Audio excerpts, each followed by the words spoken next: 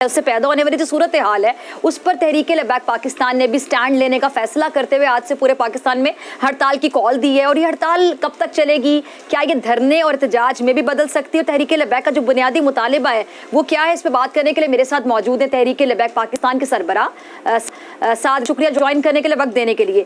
साद यूसुफ साहब, सबसे पहले मैं जानना चाहूँगी कि जो आपका मुतालिबा है वो मुतालिबात आपके क्या हैं जो पूरे मुल्क में हड़ताल की कॉल दी गई है? क्या आगे जाके एहतजाज में भी कन्वर्ट हो सकती, धरने में भी? अस्सलाम वालेकुम, बहुत शुक्रिया जी डॉक्टर साहबा। हमने हमारा बुनियादी मुतालबा जो डॉक्टर साहब है वो है कि जो 14 फरवरी के बाद पेट्रोलियम की मसनूआत के अंदर जो कीमतों के अंदर इजाफा किया गया है उसकी वापसी, ये हमारा पहला बुनियादी मुतालबा है। और इसके लिए आज हमने मुल्क भर में शटर डाउन कॉल दी थी जो अल्हम्दुलिल्लाह बहुत निहायत कामयाब रही, बल्कि पूरी कौम एक तहरीक लबैक पाकिस्तान की आवाज़ के साथ मिलाकर गरीबों की आवाज़ का हिस्सा बनी। इसके लिए मैं पूरी कौम का शुक्रगुजार हूँ। और आगे जो सिलसिला है इंशाल्लाह जब तक ये कीमतें वापस नहीं लेते उस वक्त तक हम इंशाल्लाह इस सिलसिले को जारी रखेंगे। अच्छा, अगर ये जब तक ये कीमतें वापस नहीं लेते हैं आप इस सिलसिले को जारी रखेंगे, आप ये कहना है अगर हुकूमत टस से मस नहीं होती है तो फिर आप लोगों का अगला जो लाहेअमल है वो क्या होगा? क्या ये जो एहतजाज है ये कोई हम सख्त शक्ल भी इख्तियार करता देख सकते हैं? क्या ये धरने में कन्वर्ट हो सकता है, बदल सकता है? और आपसे अब तक किसी ने अगर आप लोगों ने इससे राब्ता किया हो हुक्मरान जमात की जानिब से? जी नहीं, बिल्कुल इतनी बेइज्जती का शिकार हमने कोई भी हुकूमत नहीं देखी और इतने नाअहल भी जिन्होंने अभी तक जिनके मतलब अभी कान पर जूं तक नहीं रेंगी कि ये पूरा मुल्क बंद हो गया, शटर डाउन हो गया है। लोगों ने रजाकाराना तौर पर एक मुकम्मल हड़ताल का साथ दिया है, उसके बावजूद हुकूमत टस से बस नहीं हुई। उसके बाद हमने अगला लाएअमल का ऐलान किया है कि हम इंशाल्लाह जुम्मे वाले दिन, जुम्मे की नमाज के बाद पूरे मुल्क में हर जिले के प्रेस क्लब के बाहर एक बड़े एहतजाजी मुजाहरे करने जा रहे हैं। अगर हुकूमत को इससे ना असर पड़ा तो इंशाल्लाह फिर ये सिलसिला रुकेगा नहीं, ये फिर एक तहरीक की शक्ल इख्तियार कर देगा। और आपको इस बात की उम्मीद है कि हुकूमत को इससे भी असर नहीं पड़ेगा, जून तक नहीं रेंगेगी?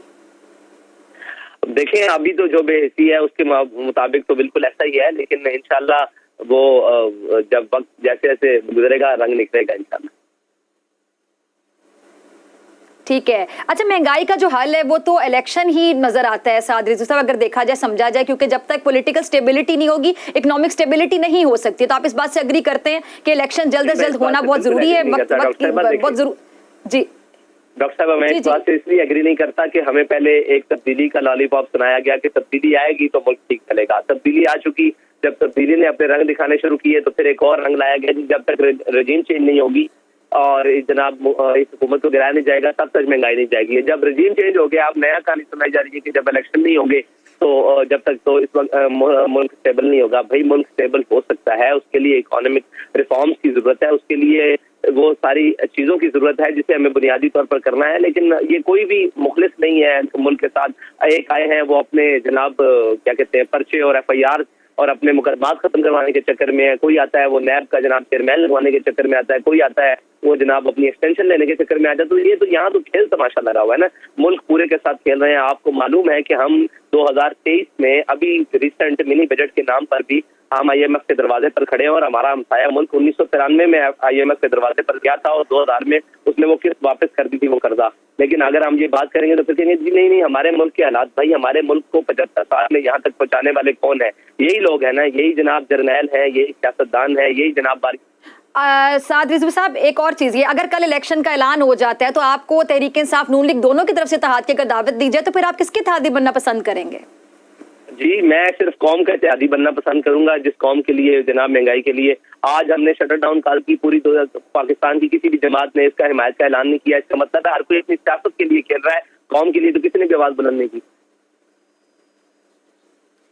अच्छा, तो आप कितने पुरुमीद हैं? आप जिस तरह अगर ये एहतजाज करेंगे, आप लोग, आपने कहा फिर आगे जुम्मे के दिन आपके पास एक अगला लाहेअमल भी है, आपके पास नेक्स्ट प्लान भी है, तो अगर आप साथ ये भी कह रहे हैं कि आपको उम्मीद है जैसा आज भी किसी के कान से जूं तक नहीं रेंगी, किसी ने राब्ता नहीं किया आप लोगों से, बेहिस हुकूमत है, तो आपको लगता है कि जुम्मे वाले दिन भी राब्ता नहीं करेंगे, फिर आगे क्या करेंगे?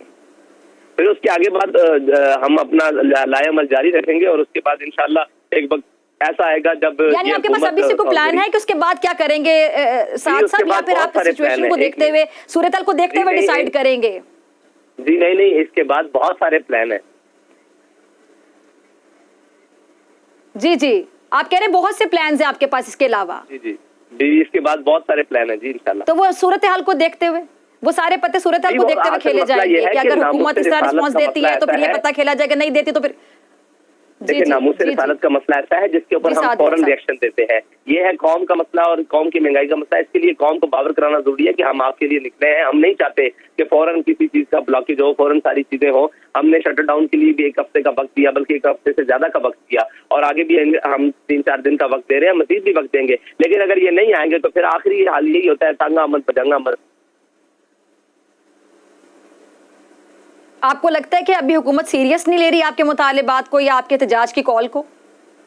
देखिए, हुकूमत तो किसी भी चीज को सीरियस नहीं ले रही ना। हुकूमत को सिर्फ ये फिक्र है कि नवाज शरीफ को कैसे वापस लाना है, इसहाक डार को कैसे स्टेबल करना है, और जनाब लाडलों को कैसे नवाजना है, और अपने मुकदमात को कैसे खत्म करना है, और जनाब अपनी वो क्या कहते हैं सारी हुकूमत को बचाना किस तरह है। अगर हुकूमत को कौम की फिक्र होती तो बड़े जब भी IMF के दरवाजे पर ये जाते और मिनी बजट या किसी भी नाम पर कौम का कबाड़ा निकाला जाता, बल्कि ये अशराफियत को नवाजने की चीजें खत्म की जाती, ये बाकी जो सारे मामला है इनको खत्म किया जाता। लेकिन इनके कभी भी इस तरफ नहीं वो होता है। बस वो हमारे जनाब आने वाले वजीर आजम ने ये कह दिया कि वो beggars are not the chooser, तो बस उसका हम खमियाजा भुगत रहे हैं कि वो उन्होंने हमें भिखारी बना दिया और खुद वो भिखारी आला बन गए। बस इतना सा हमें फर्क कर दिया और तो कुछ नहीं बदला इस मुल्क में।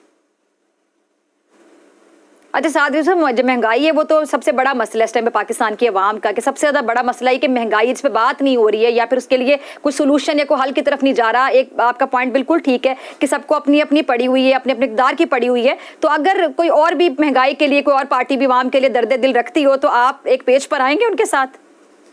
देखिए, आवाम के लिए जब कोई बात निकलेगा तो हम देखेंगे कि उनकी शायद आवाज हमसे ज्यादा मौसर है, या मजबूत आवाज से निकले और नीयत से निकले, तो बिल्कुल उनका साथ देंगे। दूसरी बात यह है कि मुझे आप ये बताएं, एस्टेब्लिशमेंट की लड़ाई हो, इमरान खान की लड़ाई हो, नवाज शरीफ की लड़ाई हो, PDM की लड़ाई हो, पूरी ऊपर से नीचे अदलिया की लड़ाई हो, किसी में इस पूरी लड़ाई में कौम कहाँ है?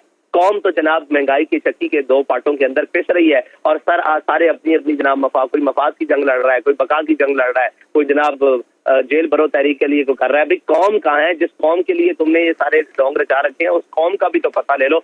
वो कौम जिसके पास जनाब 18,000 रुपए में गुजारा करने वाला जनाब अपने पानी के बिल भी खुद दे रहा है, बिजली के बिल भी खुद दे रहा है, सारा कुछ दे रहा है, और 18 लाख तनख्वाह लेने वाला जनाब बिजली भी यूनिट भी फ्री है, पेट्रोल के जनाब लीटर्स भी फ्री हैं उसके लिए काफी, और गाड़ियां भी मुफ्त है, तालीम भी मुफ्त है, इलाज भी मुफ्त है। तो ये भी तो पता करना है कि कौम क्या कर रही है। हर कोई अपनी लड़ाई में अपने जनाब एक डुगरी लेके पूरी कौम को आगे लगाया हुआ है। कोई कहता है जेल भर दो, कभी कहते हैं जनाब ये कर दो, और दूसरे आते हैं वो कहते हैं जनाब हम ये करेंगे, हम अपने कपड़े बेचकर कौम के लिए कराएंगे। उन्होंने कौम के बकाया मानदा कपड़े भी उतारने की। मेरे पास आखिरी 30 सेकंड्स हैं, मुझे आपका शुक्रिया अदा करना है। जरा दोबारा नाज़रीन को बता दें कि जो लोग आपको देख रहे हैं इस टाइम पे बोल न्यूज़ देख रहे हैं, आपको सुन रहे हैं कि अब आप अगले जुमे को क्या करने जा रहे हैं? इंशाअल्लाह अगले जुम्मे को पाकिस्तान के तमाम जिली डिस्ट्रिक्ट के प्रेस क्लब के बाहर भरपूर एहतजाजी मुजाहरे होंगे, और मैं आपका भी शुक्रिया करता हूँ, आपके चैनल का भी शुक्रिया करता हूँ कि उन्होंने हमारे मौक़िफ़ के लिए हमें वक्त दिया। बहुत शुक्रिया। ठीक है साद रिजवी साहब, बहुत शुक्रिया। आपके वक्त के लिए मुलाकात होगी ब्रेक के बाद, और ब्रेक के बाद बात करेंगे अभिनंदन के हवाले से।